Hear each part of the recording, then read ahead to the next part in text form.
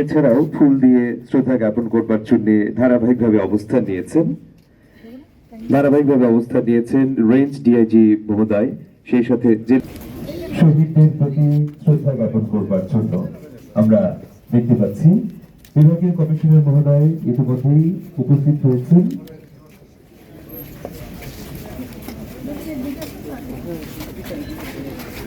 এবং ময়মনসিংহ সিটি কর্পোরেশনের সম্মানিত প্রশাসক মহোদয় সাথে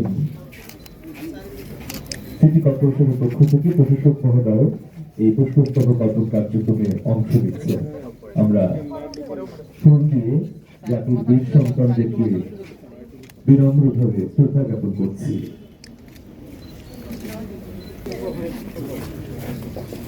সিটি কর্পোরেশন এর প্রশাসক ময়মনসিংহের পক্ষ থেকে এবারে শ্রদ্ধা জ্ঞাপন করা হচ্ছে। শ্রদ্ধা নিবেদনে সকলেই অংশগ্রহণ করে ইতিমধ্যেই বেদিতে উপস্থিত হয়েছেন সকলেই আমরা দেখতে পাচ্ছি। বিভাগীয় কমিশনার মহোদয় এই ফুল দিয়ে শ্রদ্ধা জ্ঞাপন কার্যক্রমে অংশ নিচ্ছেন। এরপরই